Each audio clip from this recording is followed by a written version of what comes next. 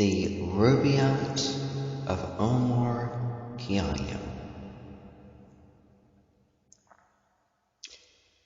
by Edward Fitzgerald. Born in 1809 in Suffolk, England, into one of his country's wealthiest families, Fitzgerald studied literature at Trinity College, Cambridge, and later at Oxford. His interests were in freely translating ancient texts. A close friend and scholar of Persian literature introduced him to the quatrains of Omar Khayyam's Rubaiyat. Fitzgerald's imperfect translation of the Rubaiyat of Omar Khayyam became much loved by the reading public and Fitzgerald's life work. He died in his sleep in 1883. His grave is in Bulge, Suffolk.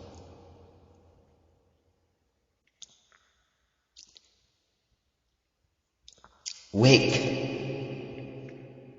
for the sun who scattered into flight the stars before him from the field of night, drives night along with them from heaven, and strikes the Sultan's turret with a shaft of light.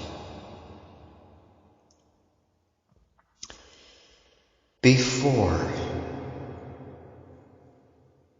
the phantom of false morning died, methought a voice within the tavern cried, when all the temple was prepared within, why nods the drowsy worshipper outside? And as the cock crew, those who stood before the tavern shouted, open then the door. You know how little while we have to stay, and once departed, may return no more.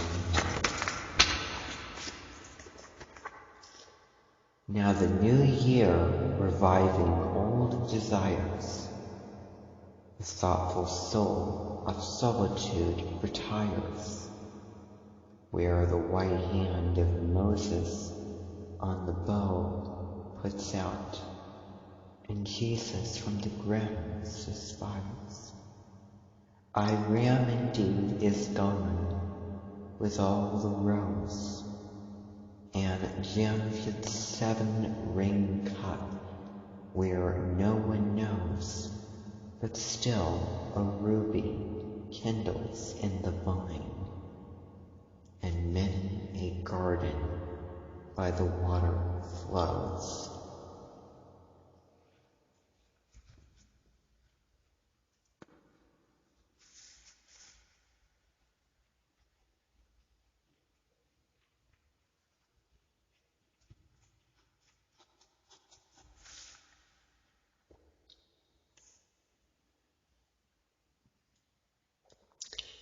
And David's lips are locked, but in divine, high-piping piety with wine, wine, wine, red wine, the nightingale cries to the rose, that sallow cheek of hers, to Encaradine.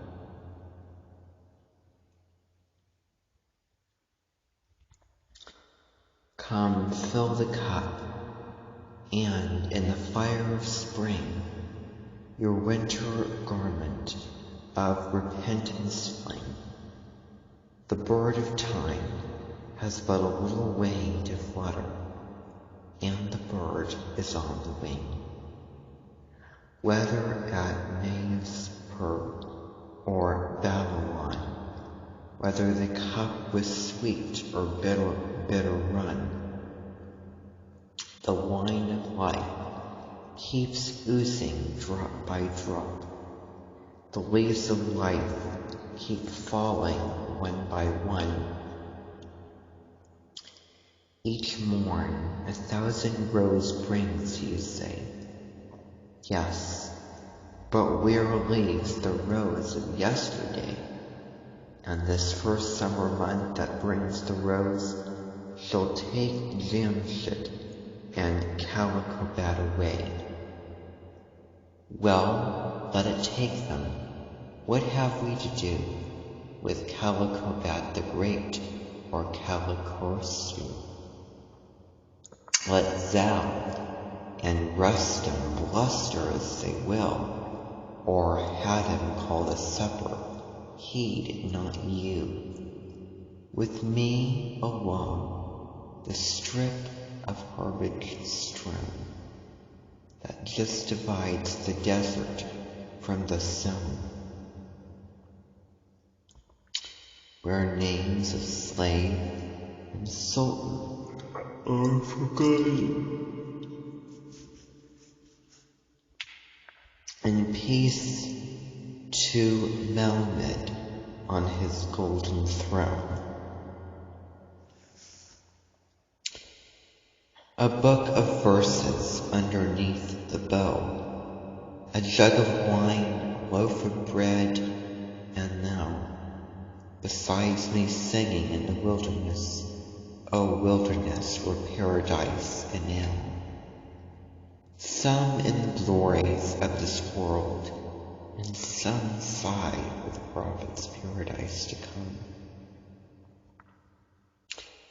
Ah, take the cash, and let the credit go, not heed the rumble of a distant drum. Look to the blowing rose above us, lo, laughing, she says, into the world I blow. At once the silken tassel of my purse tear, and its treasure on the garden throw. And those who husbanded the golden grain, and those who flung it to the winds like rain, alike to no such arid earth are termed, as buried once, men were dug up again.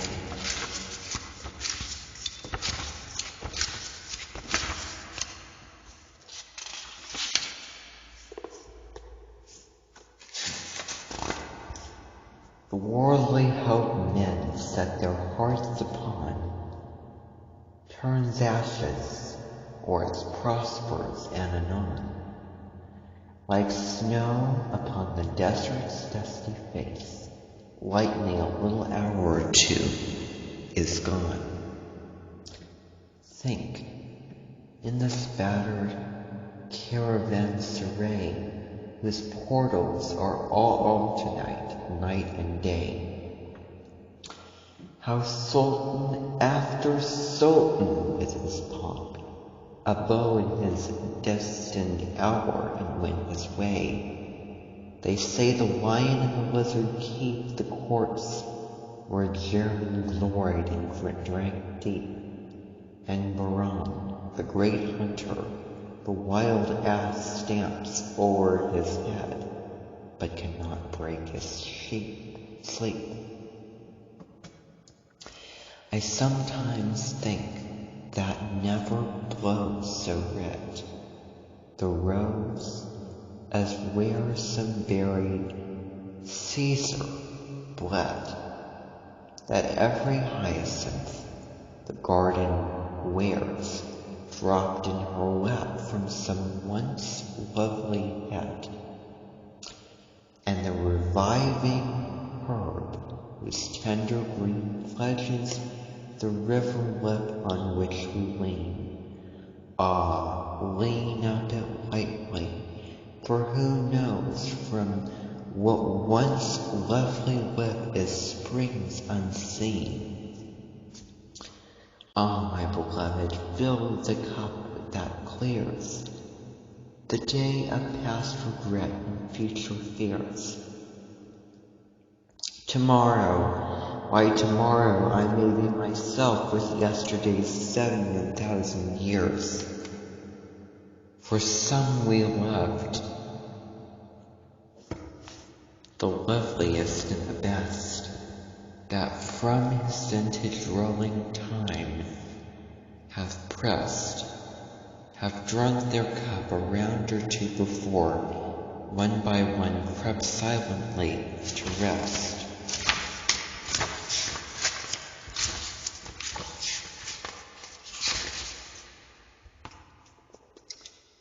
And we that now make merry in the room, they left in summer dresses in new plume. Ourselves must we beneath the couch of earth descend, ourselves to make a couch for whom?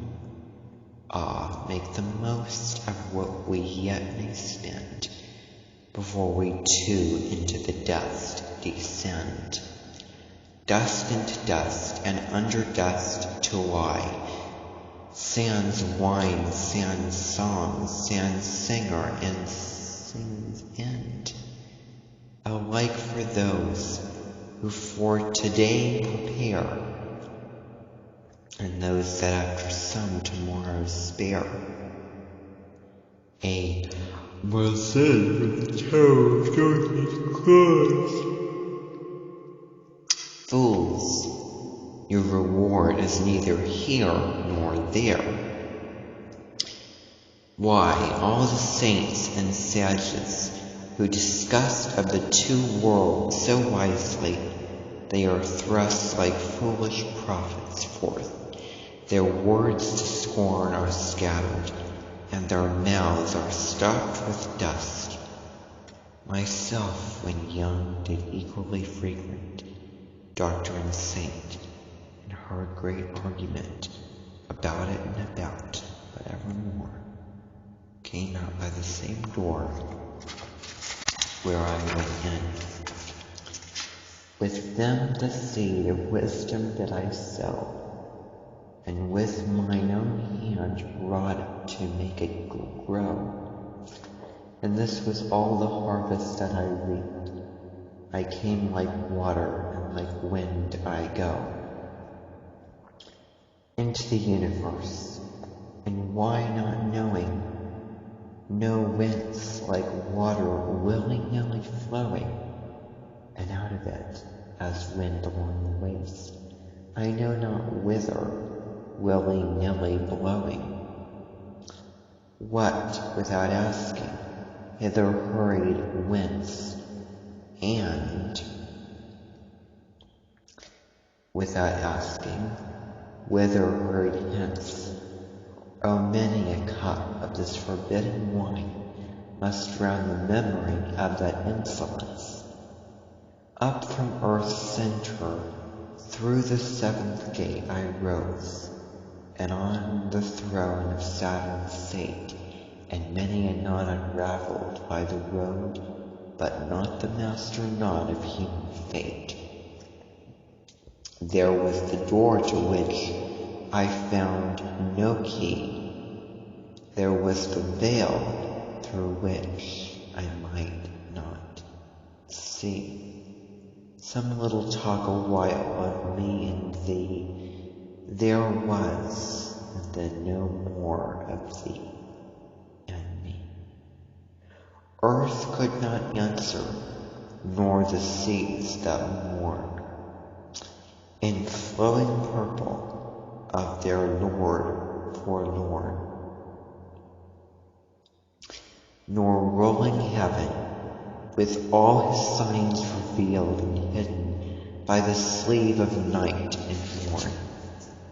Then all of thee and me who works behind the veil I lifted up my hands to find, a lamp amid the darkness, and I heard as from without the me within thee blind. Then to the lip of the poor earthen urn I leaned, the secret of my life to learn, and lip to lip it murmured, while you live, drink, for once dead, you never shall return. I think the vessel that with fugitive articulation answered, once did live, and drink, and the passive lip I kissed, how many kisses might it take and give?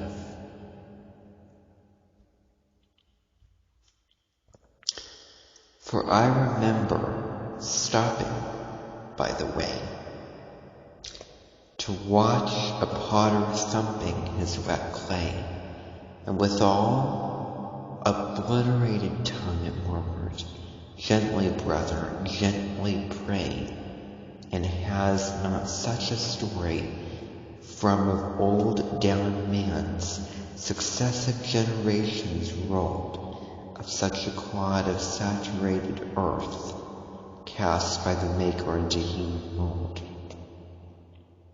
And not a drop that from our cups we throw, for earth to drink of but lay still below, to quench the fire of anguish in some eye, their hidden pardonings and long ago.